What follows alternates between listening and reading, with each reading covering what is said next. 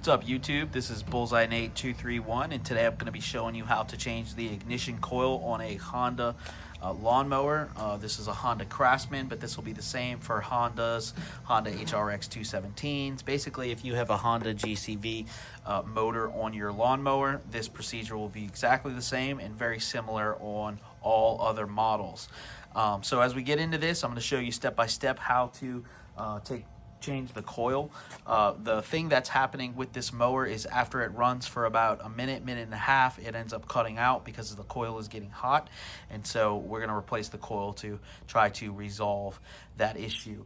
In order for you to be able to change the coil, obviously you got to purchase a new one, so I'll drop a link in the description below of the new coil that you can check out. And it doesn't cost you anything. It just helps me by getting you to the site to be able to purchase that. So with that, I'm going to jump right in, and the first thing we're going to do is remove this cover so that we can take a look at the coil. All right, so we've got the 10mm ratchet and socket, and we're going to first remove this cover. So there's going to be 3 10mm bolts, you can see here on the top. So once we get those removed, we will then be able to access this plastic cover, which the coil is underneath that cover. All right, so this coil is underneath this black plastic cover, so we're just going to lift. This is actually the gas tank, which is also attached, so we're just going to kind of leave that all connected and set it to the side. And if we look right here, you can see the ignition coil. The coil is pretty rough, so we're going to have to change this out so that way it can run properly again. So the first thing I'm going to do is disconnect the stop wire, which is right here, which that makes your mower stop when you need it to stop. All right, so we've got the stop wire removed, and then I'm going to also remove this 10mm bolt, which is also holding that in place. And then we're going to have another 10mm bolt over here.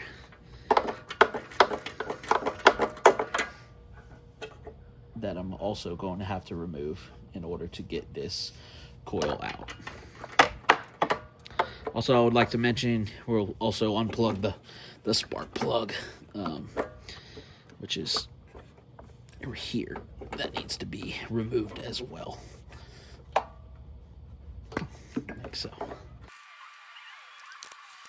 All right, now to remove this second one, we're going to use a 9mm socket, which goes right over the top. Again, you're going to want to use a deep socket for this. So we're just going to work it like this till it's loose.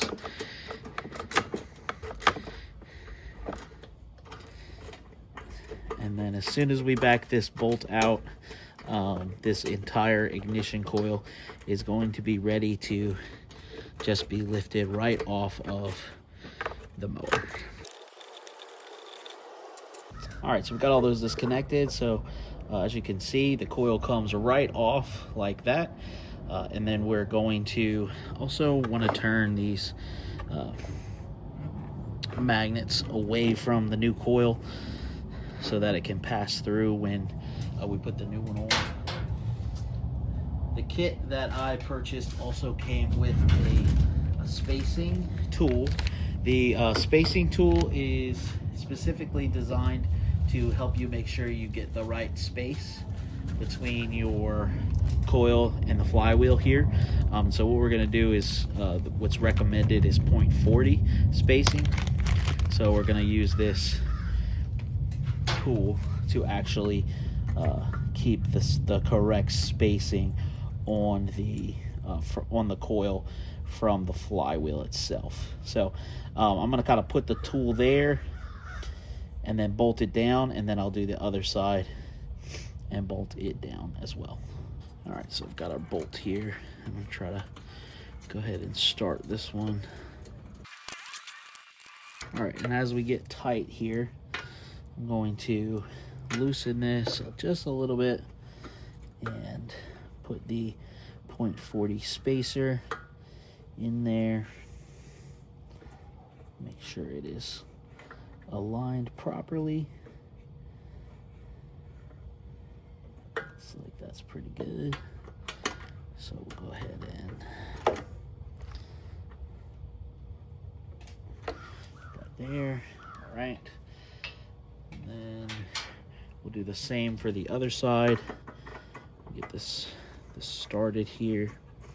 Yeah, so I'm actually going to stretch this across the entire coil from side to side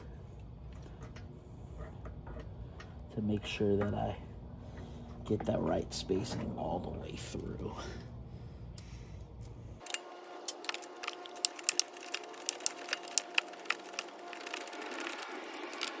All right, now that we got that covered, we will go ahead and take our 0.40 spacer out. We're going to reconnect the stop wire, and then we'll reconnect the spark plug. I'm actually going to change the spark plug though as well. Best practice is to change your spark plug when changing the coil, because if you have a bad coil, more than likely you're messing up your plug as well. So we're going to go ahead and pop a new spark plug in there as well. So I'll show you how to do that. All right, so once you get your spark plug loose, you can use a spark plug socket. If you don't have a spark plug socket, sometimes you can innovate with an open-end wrench or something like that. But what we're going to do is back the spark plug all the way out. As you can see, the spark plug is looking pretty rough. So we're going to go ahead and change that since we've got a brand new ignition coil. So this spark plug came with the new ignition coil. Be sure not to cross thread the engine block when putting the new spark plug in. But we're going to get our new spark plug snug and secure. All right, so we got our spark plug tightened up, snugged, and plug the wire right back in. Make sure it gets that good click, and then we're ready to put our plastic cover back on.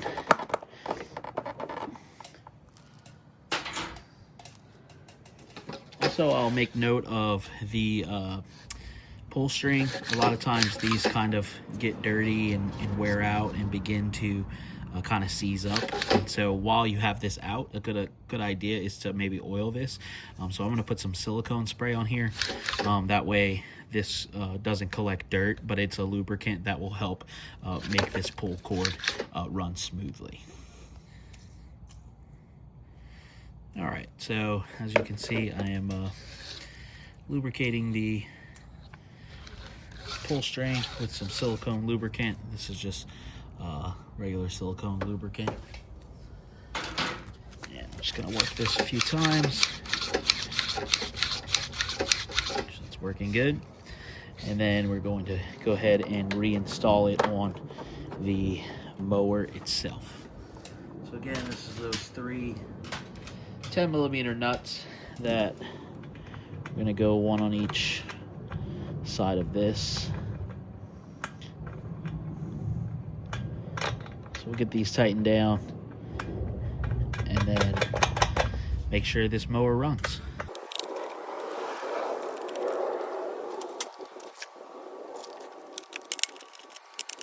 All right, so now we got the mower back together. We're gonna go ahead and start it and make sure it runs properly.